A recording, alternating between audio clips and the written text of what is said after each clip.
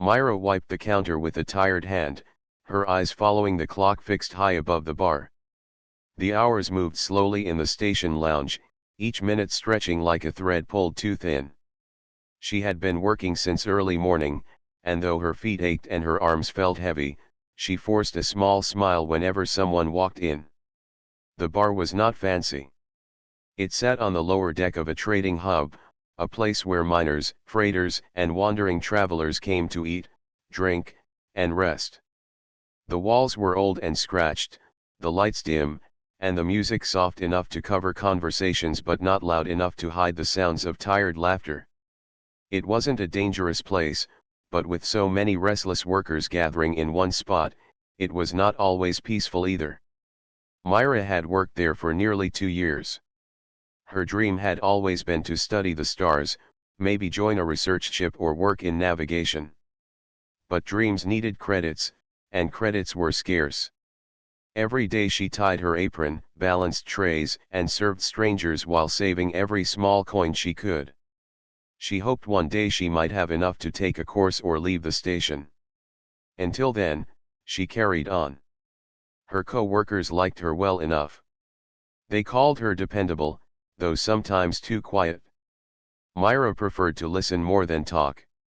She loved hearing the travelers share stories about planets covered in crystal forests, oceans with 3 suns reflecting on the waves, or silent moons where ancient ruins still stood. She gathered these stories like treasures, storing them in her mind as if they belonged to her. On this evening, the bar was crowded. A freighter had docked that morning, and the miners who came with it were loud, their voices filling the air like rolling thunder. Myra moved carefully between tables, placing mugs and plates while avoiding the occasional elbow thrown in careless excitement. She wore a plain gray dress under her apron, her dark hair tied back neatly, and her brown skin glowed faintly in the warm light of the lamps. She looked ordinary, but her eyes were sharp, always watching, always aware. At one table near the corner sat a man who didn't fit the usual crowd. He was quiet, dressed in a simple shirt and dark jacket, his posture too straight, his gaze too focused for a miner or a trader. He drank slowly, rarely speaking, and seemed more interested in watching the people around him than in his food. Myra noticed him the moment he arrived, not because he demanded attention, but because he carried himself differently. As she passed his table, Myra gave him the same polite nod she gave everyone. He returned it with a faint smile but said nothing more. To Myra, he was just another traveler with a story she would never hear. The noise in the bar grew as the night went on. A group of workers began to argue over a card game, their words sharp though not yet dangerous. Myra sighed softly, such arguments happened often. Usually, they ended with laughter or a shrug. She continued working, keeping her eyes on the mugs that needed refilling and the crumbs that needed clearing. Still, she couldn't help but notice the man in the corner glance at the growing argument. His eyes were calm, but he seemed to measure the situation carefully, as if studying more than just a simple game of cards. Myra turned away and focused on her tasks. She knew it wasn't her place to worry about guests beyond keeping them fed and safe. Yet part of her mind lingered on the thought of that quiet man. She wondered what brought him here, to a simple bar on a trade station far from luxury or comfort. People like him rarely appeared in such places. Her thoughts drifted back to herself. Life was not easy. Rent for her small cabin ate up most of her wages. Repairs on the station often meant price increases on food.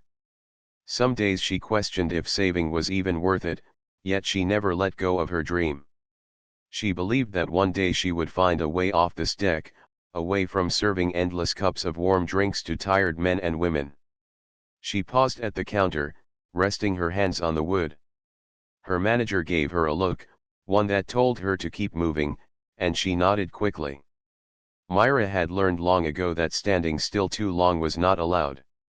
As she picked up another tray, her eyes wandered again to the clock. Only a few more hours until her shift ended.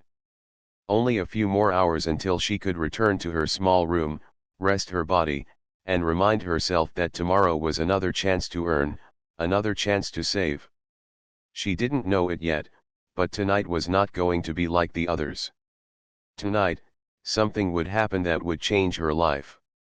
The tired waitress, with her quiet dreams and simple strength, was about to step into a story much larger than herself. The evening grew louder as more workers filled the bar. The air was heavy with the smell of roasted food and the sound of boots dragging across the metal floor.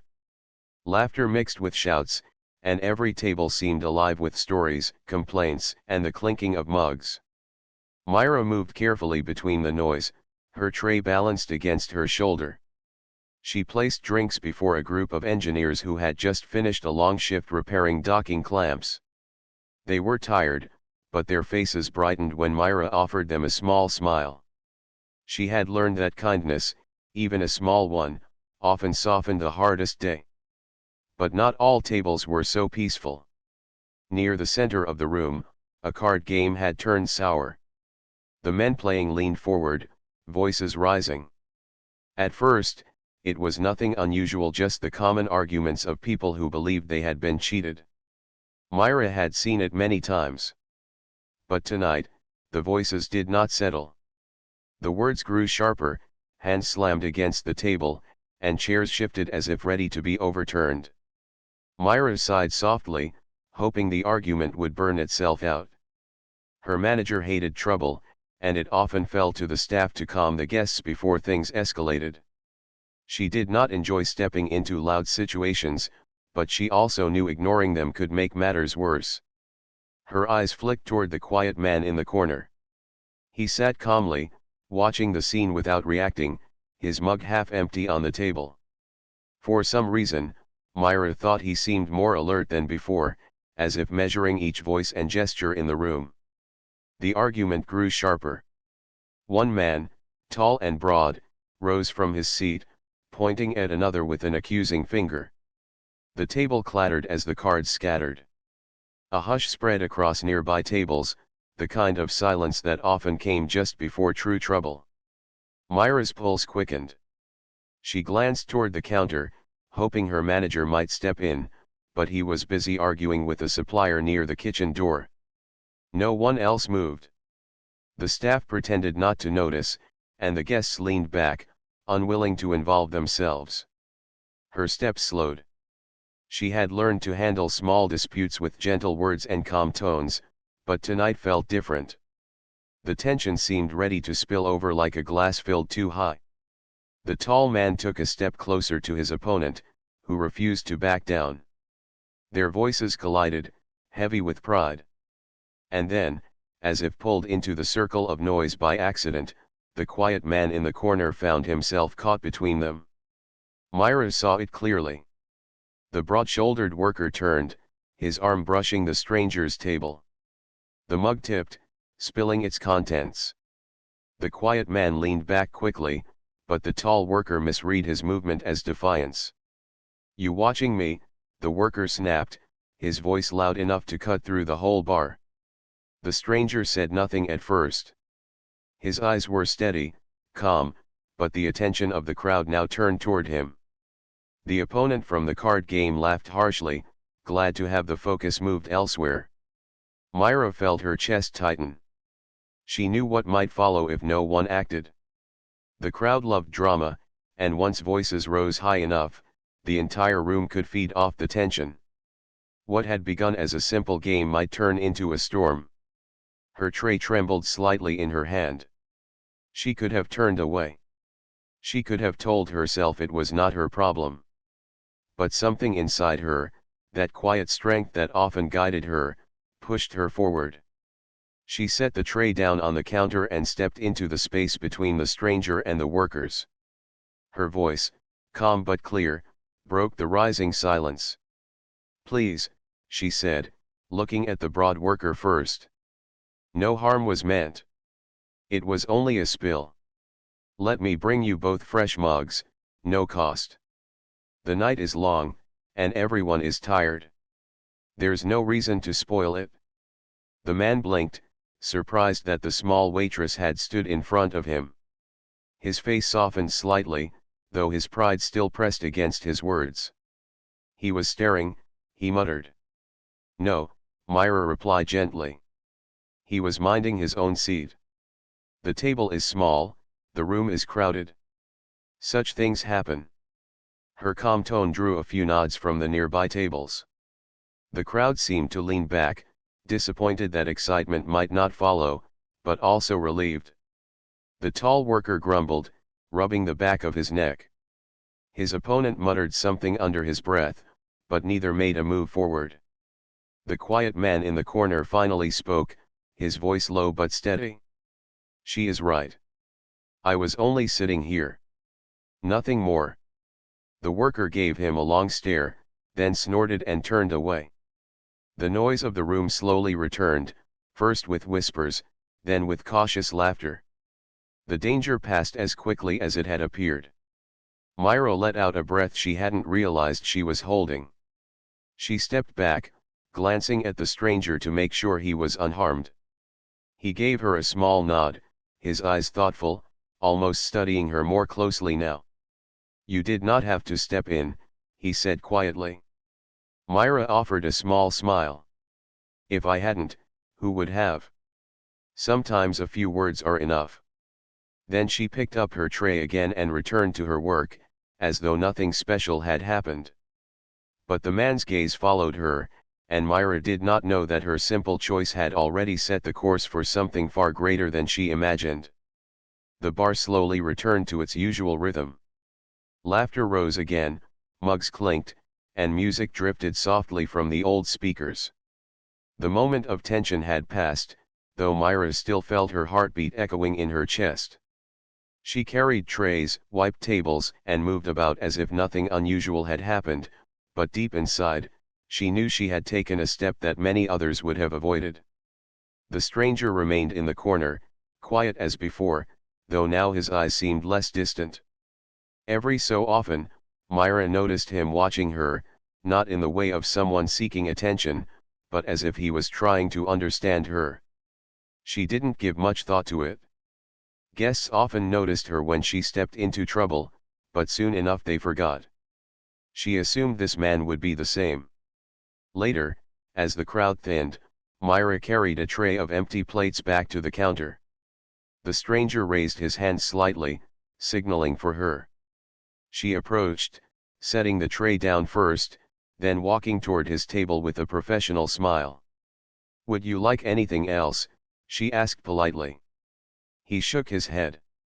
"No, I only wanted to thank you." His voice was calm, steady, with the kind of tone that made one want to listen. "You stepped in when no one else did." Myra shrugged lightly, her hands folding before her apron. "It was nothing. Just words. Sometimes people need a reminder that it's better to laugh than to fight." "Still," he said, "not everyone would choose to speak up. You placed yourself between anger and pride. That is not an easy thing." Myra tilted her head, unsure how to answer. "Maybe not easy," she admitted, "but necessary. If a room is about to burn, someone has to throw water before the fire grows." The man smiled faintly at her words. "You think differently than most." She gave a small laugh, shaking her head. "I only think like someone who cleans tables all day. Trouble makes more mess, and I have enough mess already." His eyes softened, and for a moment he seemed as if he wanted to say more, but instead he gave a polite nod. Myra excused herself and returned to her work, leaving him to his thoughts. The night ended without further incident. Myra helped close the bar, stacked chairs, and counted the last coins left as tips. Her manager gave her the usual brief instructions for the next day, and she left for her small cabin down the narrow corridor of the station. The next morning, she returned early as always. Her shifts began before most guests were awake. The quiet hours suited her, she enjoyed preparing the space before the noise arrived. She swept the floor, arranged the chairs, and polished the counter until it shone faintly under the lights. By midday, the bar filled again, though not as crowded as the night before. To her surprise, The same stranger appeared once more. He entered quietly, choosing the same table in the corner. Myra noticed him but kept to her duties, greeting him with the same small nod as she did with everyone. He stayed longer this time, sipping slowly from a cup of tea. Myra wondered briefly why a man like him lingered in such a simple place. His clothing, though plain, was of good quality. His posture spoke of discipline, and his calm manner seemed unusual for the station's rowdy guests. When she finally brought a fresh pot of tea to his table, he looked up at her with thoughtful eyes. "Do you always work here?" he asked. Myra nodded. "Every day. Morning to night." "You must be tired," he said. "Sometimes," she admitted with a faint smile. "But tiredness is easier than hunger. Work keeps me steady." He studied her words carefully, then asked, "And is this the life you wish for yourself?" The question caught Myra off guard. Most guests asked for drinks, not dreams. She hesitated, then answered honestly. "No, I want more. I want to see the stars, not just hear about them from passing travelers. But dreams are expensive, and I earn only enough to keep a roof over my head." There was a pause, and in that silence, Myra felt strange speaking so openly to a stranger. Yet his presence invited honesty, as though he would not laugh at her hopes. "You remind me," he said slowly, "of something people often forget. The strength of a dream, even when life tries to bury it." Myra lowered her gaze, unsure how to respond. She felt warmth in his words, but also a mystery she could not place. Soon after, more guests arrived, and Myra returned to her duties. The stranger remained for a while, then quietly left without notice. As the day ended and Myra lay in her cabin, she thought about his words. She told herself it didn't matter, he was just a traveler passing through. But deep inside, she wondered why his voice lingered in her mind, and why his gaze felt like it carried the weight of hidden truths. She didn't know that her choice to help him, simple as it had seemed, had already tied her fate to his in ways she could not yet see. The next day began like any other. Myra tied her apron, set the chairs straight, and polished the counter until the wood shone faintly in the low light. Yet her heart was restless. The small card Aaron had left still lay hidden in her pocket, its edges warm from where her fingers had traced it again and again during the night. She had not told anyone. She was not even sure what to do with it. By midday, the bar filled with travelers once more. Myra moved through the crowd with quiet focus, carrying trays, cleaning spills, and offering gentle smiles. But every step carried the question, would he return? The answer came sooner than she expected. The door slid open, and there he was. Aaron walked in with calm assurance, dressed in the same formal suit as the day before. Heads turned immediately, whispers rising around the room. The staff stiffened, eager to avoid mistakes. But Aaron ignored the nervous energy. His eyes searched, and when they found Myra, his expression softened. He walked directly to the counter where she was arranging plates. "May I sit?" he asked, as though he were a guest like any other. Myra blinked, surprised. "Of course." He chose a seat not at the corner this time, but closer, where she could hear him clearly. The manager hurried over, but Aaron raised his hand gently. "I prefer to speak with Myra." The manager hesitated, then stepped back reluctantly. Myra swallowed, unsure why her heart beat faster. She brought him tea, setting it carefully before him. For a moment, he said nothing, only watching the steam curl upward. Then he spoke. "Do you enjoy your work here?" The question startled her. She looked at him, then lowered her gaze. "It is work," she answered carefully. "It gives me food and a place to sleep. That is enough." "Enough," Aaron repeated softly, as if weighing the word. "But not happiness." Myra hesitated. Most workers never spoke their true feelings to people in power. But Aaron's voice carried no threat, only quiet interest. Against her better judgment, she answered honestly. I do not hate my work, but it is not my dream. I want to see more than this deck. I want to learn about the stars, to travel beyond this station. But such things need credits, and credits slip away faster than they come. Aaron listened without interrupting. His expression was steady, but his eyes held a depth that told Myra he took every word seriously. And the others here, he asked. Your co-workers, the people who clean and serve beside you, how do they feel? Myra glanced toward the staff moving quickly to serve the growing crowd. They are like me. Tired. Hopeful sometimes, but often resigned. We do what we must. We laugh when we can. But most of us believe this is all we will ever have. Her words hung in the air. Myra feared she had said too much, but Aaron did not look offended. Instead, he leaned forward slightly. Do you know why I travel like this? Without guards, without title. She shook her head. Because reports reach my desk every day, filled with numbers and charts. They tell me how many meals were sold, how much profit was made. But they do not tell me about Myra, or about the tired worker who still smiles for strangers. They do not tell me about dreams buried beneath routine. Myra's breath caught. She had never imagined a man like him would care about such things. To her, leaders were distant figures, unreachable and cold. Yet here he was, speaking as if her small life carried weight.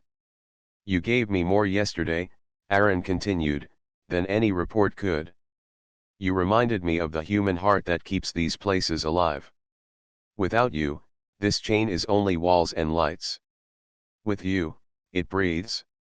Myra lowered her gaze, her cheeks warm. I only did what anyone should. Aaron shook his head gently. Not anyone. Many turned away. You stepped forward. The noise of the bar carried around them, but in that moment, Myra felt as if they sat in a quieter space apart from the crowd. Her chest filled with a strange mixture of pride and unease. She had spoken honestly, yet she wondered if she had revealed too much. Aaron seemed to sense her uncertainty. His tone softened. Do not be afraid of your truth. It is what I came here to hear. Too long have I listened only to polished words from managers who hide the struggles of their staff. You, Myra, speak with honesty. That is rare. Myra studied him for a long moment. She saw no arrogance in his face, no dismissal. Only sincerity. Slowly, she nodded. Then I hope you listen not only to me, but to all the others. Because we all carry stories like mine. I will, Aaron promised. The rest of the afternoon passed quietly. Myra returned to her duties, but every so often, Aaron asked her small questions about the cost of food, the length of shifts, the weight of living far from opportunity. Each time, she answered as simply as she could, never dressing the truth in fancy words. When the crowd thinned and her shift neared its end, Aaron stood.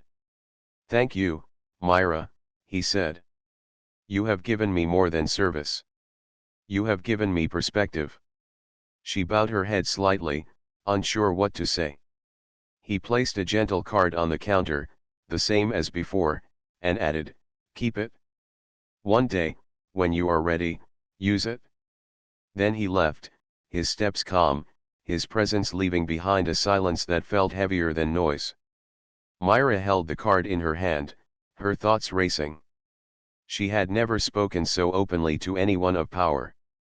And yet, instead of fear, she felt a strange spark of hope. She did not know it yet, but this conversation would echo far beyond the small bar. The station awoke to unusual news. Word spread quickly through the narrow corridors, whispered by traders and repeated by mechanics fixing broken panels. A corporate shuttle had docked in the upper hangar, carrying officials from the central office of the hospitality chain that owned many of the station's bars and diners, including the one where Myra worked. For most workers, it was just gossip.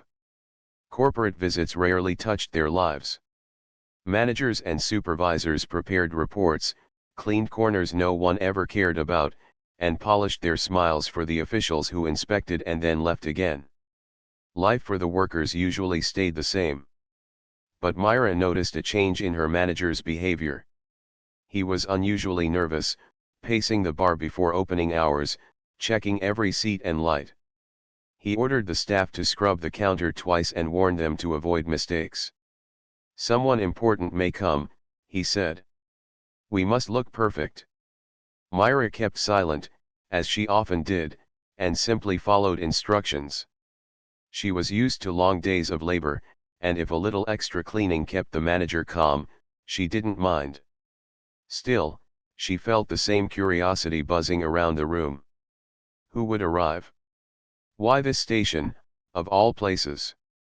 By midday, the answer stepped through the door. Myra froze when she saw him. It was the same quiet man from the corner, the traveler she had helped 2 nights ago. But he was not dressed in the simple shirt and jacket she remembered. Instead, he wore a formal dark suit with a silver badge on his chest, the kind only high officials carried. His presence immediately changed the air. The staff stiffened, the manager hurried forward with nervous politeness, and even the guests lowered their voices. Myra stared, her heart caught between surprise and confusion. She had thought of him as a quiet traveler, perhaps a scholar or a pilot on leave. Now she realized he was something entirely different. The manager bowed slightly. "Sir, welcome. It is an honor." The man gave a polite nod, his eyes sweeping the bar as if measuring every detail. When they fell upon Myra, his expression softened slightly, though he said nothing. The manager hurried to guide him to a reserved seat, but the man shook his head. "No need. I prefer to sit where I was before." He walked calmly to the same corner table, his presence commanding yet unforced. The staff exchanged quick glances. Myra felt heat rise to her cheeks, uncertain how to act. Should she pretend she did not know him? Should she thank him for not mentioning the incident? She decided the best choice was to continue her work as usual. When she approached his table with a fresh drink, the man spoke in the same steady voice she remembered. "Myra," he said, using her name with quiet certainty. She blinked in surprise. "You remember my name?" "Of course," he replied. "I make it a habit to remember the names of those who stand out." Myra set the drink down carefully, her hands steady though her thoughts raced. "You are, not just a traveler," she said softly. "No," he admitted. "My name is Aaron. I am the chief of this chain. The one that owns this bar, and many others like it across the stations." The words struck her like a sudden wind. She looked at him with wide eyes, trying to connect the quiet man she had helped with the title he now revealed. Aaron, the CEO. The man whose decisions shaped the lives of thousands of workers like her. "You were sitting here, in disguise?" she asked carefully. Aaron gave a faint smile. "Not disguise.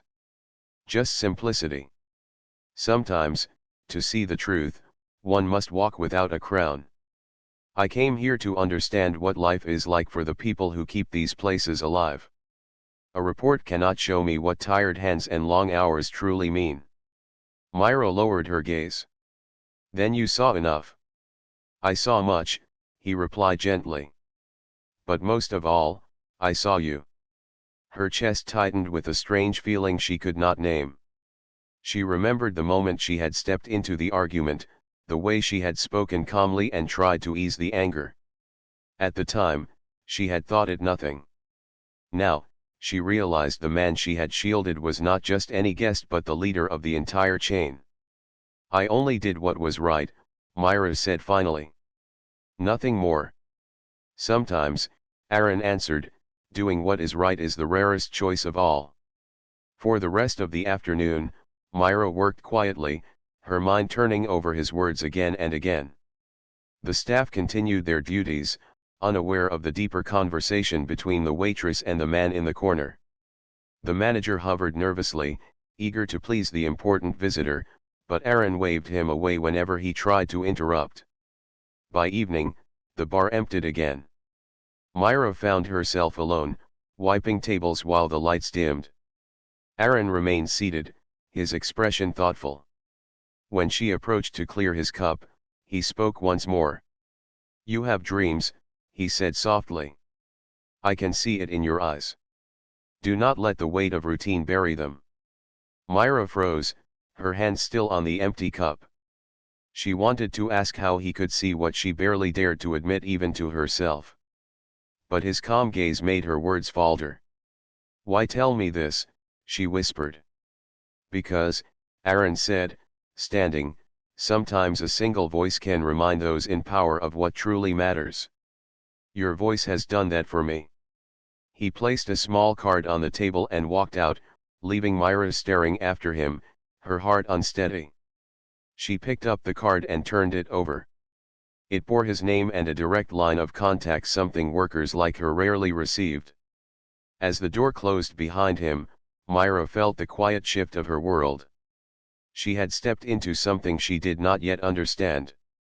And for the first time in years, she felt her dreams stir awake. Days passed, but Myra could not forget her conversation with Aaron.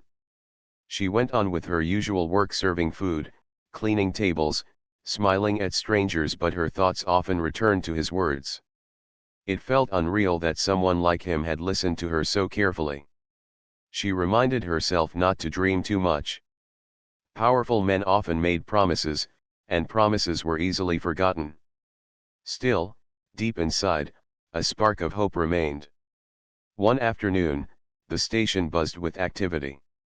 Workers gathered near the main hall, whispering about a meeting in the upper deck conference room. Corporate officials were present, and the bar staff learned that policies for the chain would be reviewed.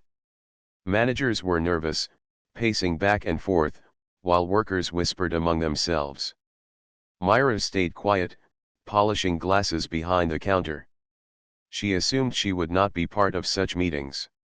Yet as she worked, she noticed something unusual. Aaron entered the bar not with guards or a large group, but alone, his calm steps drawing the eyes of everyone present. The manager hurried forward, bowing quickly. "Sir, the meeting begins soon. Should I prepare a private room?" Aaron shook his head. "Not yet. First, I want to sit here." His gaze turned toward Myra. "With her?" The manager's mouth opened in surprise, but he dared not question. Myra froze, her hands tightening around the glass she was drying. Slowly, she set it down and stepped forward. Aaron gestured to a table. "Please, join me." Myra hesitated, then sat carefully across from him. The bar had grown quiet, workers and guests watched with curiosity. "I am preparing to speak with my officials," Aaron explained, "but before I do, I wanted to hear more from you." Myra blinked. "From me? But I am only a waitress." "You are more," Aaron said firmly. "You carry the voice of many who are unheard. If I am to lead wisely, I must know that voice." His words settled in her chest like a weight, both heavy and comforting. Myra thought for a moment, then spoke slowly. "Our lives are not broken, but they are harder than they should be. Long shifts leave little time to rest. Pay is enough for food, but rarely for dreams. Repairs on the station raise prices, and we cannot keep up. Still, we work because we must. Some give up their hopes.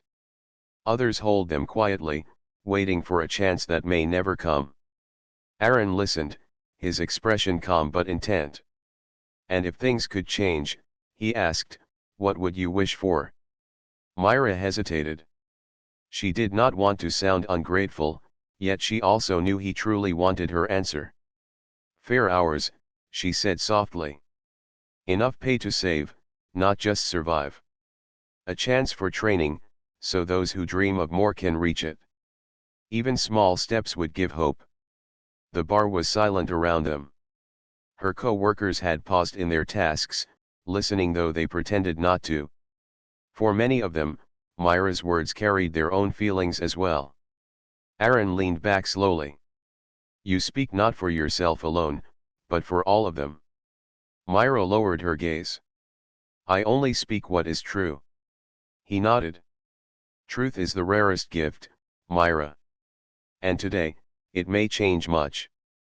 Before she could reply, an assistant entered, reminding Aaron that the meeting was ready. Aaron stood, his presence filling the room. But before leaving, he turned to Myra once more. "Your words will guide mine." With that, he left, leaving behind a silence heavy with wonder. Myra sat frozen for a moment, her heart racing. She returned to her work, but she could feel her co-workers' eyes on her. Some looked hopeful, others doubtful. She herself was uncertain. Could a few simple words truly make a difference in the vast machinery of power? Hours later, the answer came. News spread quickly through the station. The officials had been shocked by Aaron's speech in the meeting. Instead of praising profits and numbers, he had spoken about the workers, their struggles, their dreams, their dignity. He had ordered immediate reviews of pay, hours, and training programs. He had demanded that the company place people before numbers. The whispers filled the corridors like a rising tide. For the first time in years, workers felt seen. Some laughed in disbelief, others wiped away quiet tears. Many asked the same question: who had given Aaron these words? Myra kept silent, though her chest ached with both pride and fear. She had spoken simply, yet those words had carried far beyond the bar. She wondered if she had been foolish, or if perhaps this was the beginning of something she had long dreamed of but never dared believe. That night, when she returned to her cabin, she lay awake staring at the ceiling. Her room was still small, her bed still hard, but the air felt different. Change had begun, and she had been part of it. She whispered to herself, "Maybe dreams are not as far as they seem." And in the quiet of that moment, Myra realized her life had already shifted. She was no longer only a struggling waitress. She was a voice that had reached the highest seat, and that voice would not be forgotten. The following weeks on the station felt like a season of change. Notices appeared on the walls, announcements from the company about shorter shifts, fairer wages, and new training programs.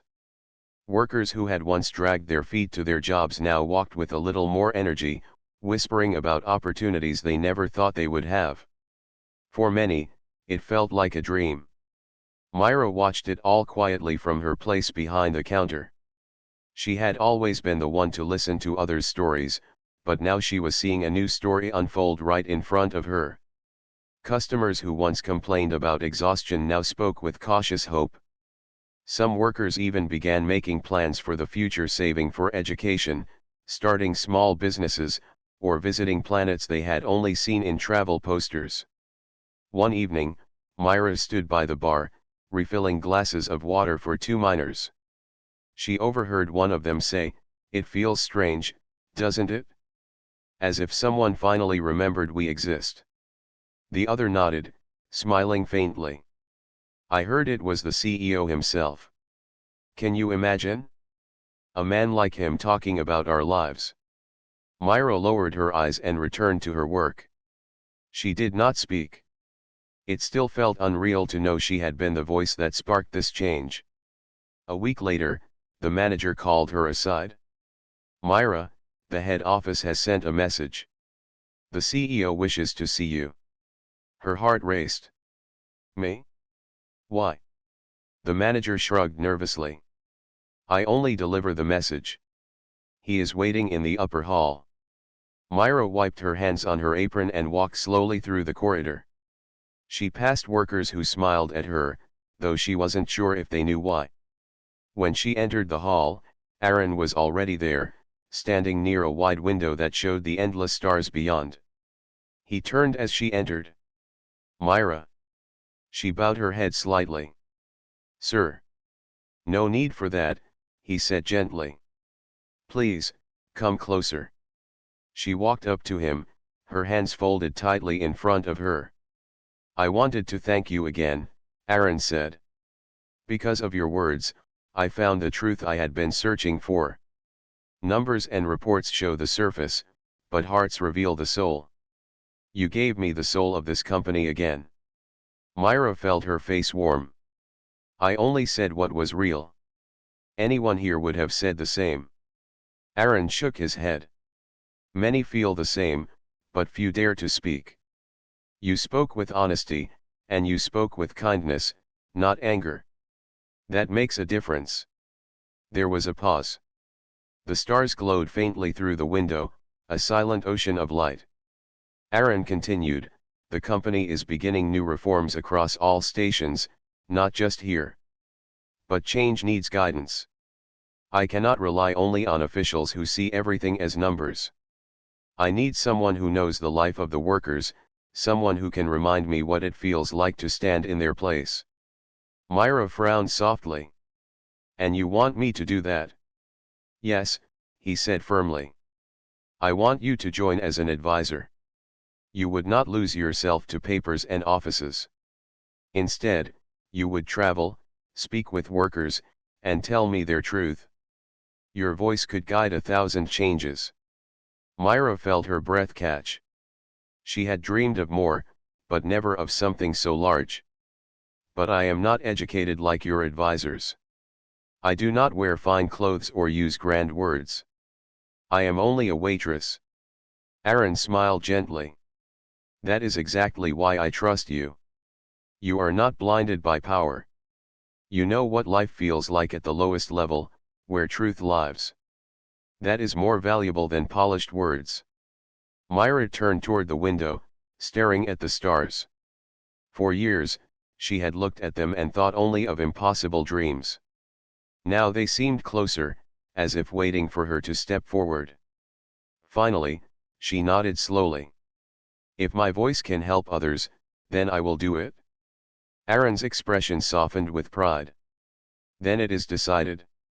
The weeks that followed felt like a new chapter.